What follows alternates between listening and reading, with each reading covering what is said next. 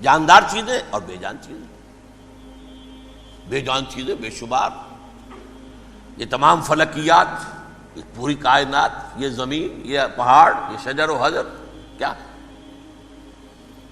لیکن ایک ہے جاندار. ان جانداروں میں ایک تقسیم ہے، دو کا تعلق غیر مرئی دنیا سے ہے، انویزیبل ورلڈ سے. فرشتے جو دکھائی نہیں دیتے، ان کی پیدائش ہوئی ہے نور سے. دوسرے جنات جو انسانوں سے پہلے پیدا کیے گئے، آدم سے پہلے. وَالْجَانَّ خَلَقْنَاهُ مِن قَبْلُ مِن نَارِ السَّمُومِ. جنات کو تو ہم بہت پہلے پیدا کر چکے تھے آگ کی لو سے، وہ بھی نظر نہیں آتے.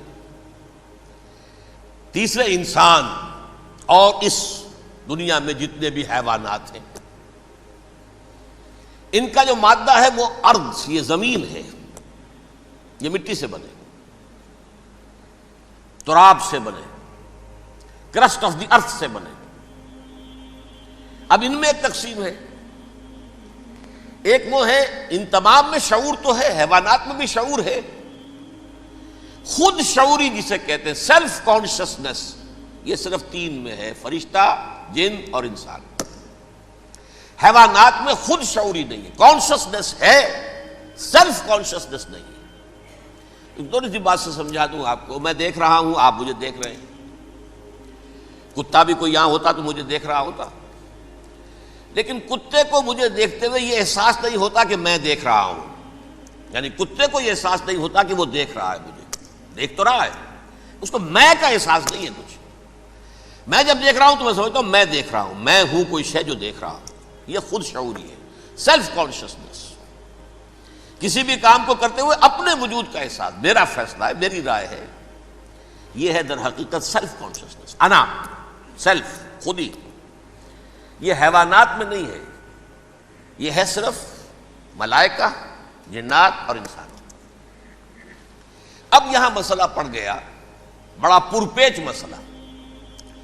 اللہ تعالیٰ نے پہلے حضرت ملائکہ کو پیدا کیا اور انسانی ارواح کو پیدا کیا نور سے، پھر ناگ سے پیدا کیا، نار سے، آگ سے جنات کو، پھر مٹی سے بنایا، آدم کا حیولہ، اس میں روح پھونک دی، اب آدم بن گئے.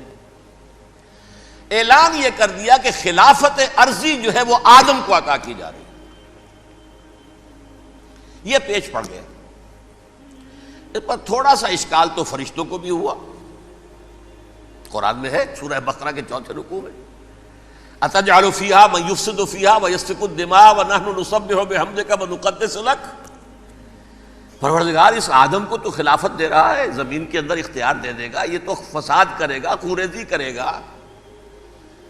ہم تیری تسبیح و تحمید میں لگے ہوئے ہیں، جو بھی حکم ہو، ارشاد ہو، ہم بجا لاتے ہیں، تو ضرورت کیا ہے؟ اس کا جواب اللہ نے دیا، انی عالم ما لا تعلمون. میری مشیت، میری حکمت وہ میں ہی جانتا ہوں، ضروری نہیں کہ تم اس کو شیئر کر سکو. لیکن یہ جنات میں سے ایک جن تھا عزازیل. اب دیکھیے کہ جنات کو ایک قرب حاصل ہے ملائکہ کے ساتھ. کیوں؟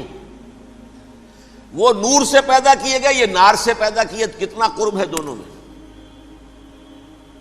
انسان پیدا کیا گیا مٹی سے، مٹی انرٹ ہے، آگ بھڑکتی ہے، اوپر اٹھتی ہے، شعلہ زن ہوتی ہے، انرجی ہے اس میں. نور اور نار میں بڑا قرب ہے. اور عربی کے ایک قاعدے سے تو یہ ایک ہی لفظ ہے، مادہ ایک ہی ہے، حروف علت جو ہے ایک دوسرے کی جگہ آ جاتی. تو یہ قرب ہے، اگرچہ زمین و آسمان کا فرق ہے دونوں میں. فرشتہ نور سے پیدا کیا گیا ہے، وہ پاک ہے، وہ اللہ کے کسی حکم کی خلاف ورزی کر ہی نہیں سکتا. لا یعصون اللہ ما امرہم ویفعلون ما یؤمرون. وہ جو بھی اللہ تعالیٰ حکم دیتا ہے اس کی کوئی معصیت یا نافرمانی نہیں کرتے، بلکہ جو حکم لیا جاتا ہے مان لیتے. ذرا سا اشکال ہوا تھا، پوچھ لیا، جواب مل گیا، خاموش ہو گئے بس. لیکن عزازیل نامی ایک جن تھا، جو ایک تو جن ہونے کی نسبت سے فرشتوں سے کچھ نہ کچھ مماثلت تھی، قرب تھا. دوسرے یہ علم میں، زہد میں، عبادت میں اتنا اونچا تھا، اتنا اونچا تھا، اتنا اونچا تھا کہ یہ ملائکہ ہی کے صف میں شامل ہو گیا۔ اس نے علم بغاوت بلند کر دیا۔ جب حکم دیا گیا کہ سجدہ کرو آدم کو، اب یہ دیکھیے کس قدر یہ اہم مضمون ہے، اور آپ سوچ رہے ہیں یہ باتیں آج پہلی مرتبہ ہمیں اس طرح سنائی جا رہی ہیں، یہ باتیں تو علم میں آتی نہیں ہمارے۔ وجہ کیا ہے؟ آپ کو دلچسپی نہیں ان چیزوں سے۔ جدید تہذیب نے ان چیزوں کی اہمیت کو زیرو کر دیا۔ قرآن میں اہمیت کا کیا عالم ہے؟ 7 جگہ یہ مضمون قرآن میں آیا ہے کہ فرشتوں کو ہم نے حکم دیا سجدہ کرو آدم کو، سب نے سجدہ کیا۔ فسجد الملائکۃ کلھم اجمعون، سارے کے سارے، کل کے کل، سب نے مل کر سجدہ کیا آدم کو، اللہ کے حکم سے فوراً تعمیل کر دی۔ الا ابلیس ابا واستکبر وکان من الکافرین، ابلیس نے نہیں کیا، انکار کیا، استکبار کیا، گھمنڈ کیا۔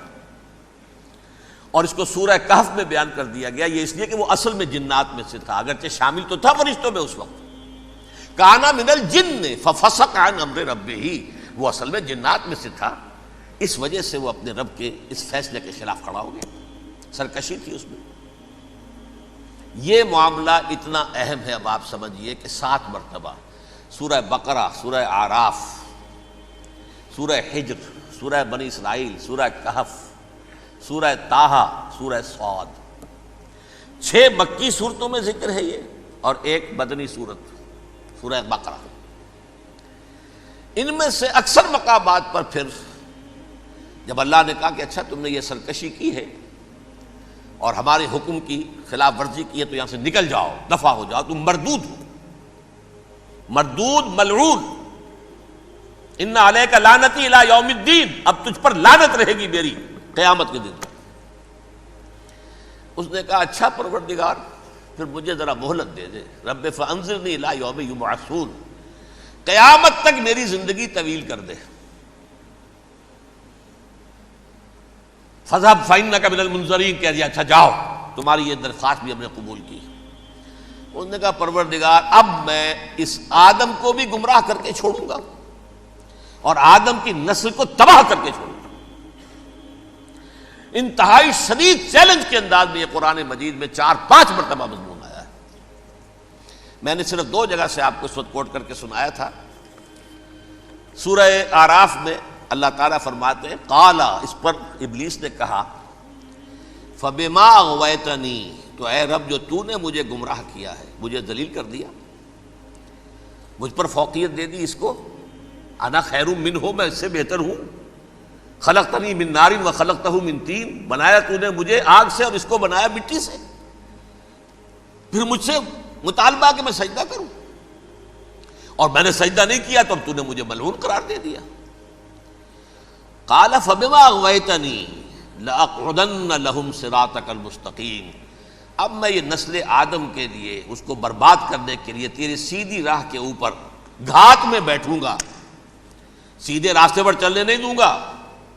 ثم لآتینہم من بین ایدیہم، پھر میں ان پر حملہ آور ہوں گا، ان کے سامنے سے بھی، ومن خلفہم، ان کے پیچھے سے بھی، وعن ایمانہم، ان کے داہنی جانب سے بھی، وعن شمائلہم، اور ان کے بائیں جانب سے بھی، ولا تجد اکثرہم شاکرین، اور تو دیکھے گا کہ ان کی اکثریت تیری شکر گزار بندوں پر مشتمل نہیں ہوگی۔ یہ چیلنج تھا۔ اور ایک چھوٹا سا چیلنج جو سورہ صاد میں آیا ہے، اور یہاں تو اس نے اللہ کے جلال کی قسم کھا کر کہا قال فبعزتک لأغوینہم اجمعین، اے رب تیری عزت، تیرے جلال کی قسم ہے میں ان سب کو گمراہ کر کے چھوڑوں گا، الا عبادک منہم المخلصین، سوائے ان میں سے وہ کچھ لوگ جنہیں تو خالص اپنا بندہ بنا لے، جنہیں تو اپنا بندہ بنا لے، مخلص، مخلص نہیں، مخلص یہ مفعول ہے، فاعل نہیں ہے، جسے تو بنا لے۔ بعض لوگوں کو اللہ چن لیتا ہے، هو اجتباکم، تمہیں چن لیا ہے، استفاء، اجتباء، بس وہ بچیں گے جن کو تو اپنی خاص امان میں لے لے گا، باقی میں سب کو گمراہ کر کے چھوڑوں گا۔ یہ ہے اصل دنیا میں نوع انسانی کا ابدی دشمن، ازلی سے ابدی تک۔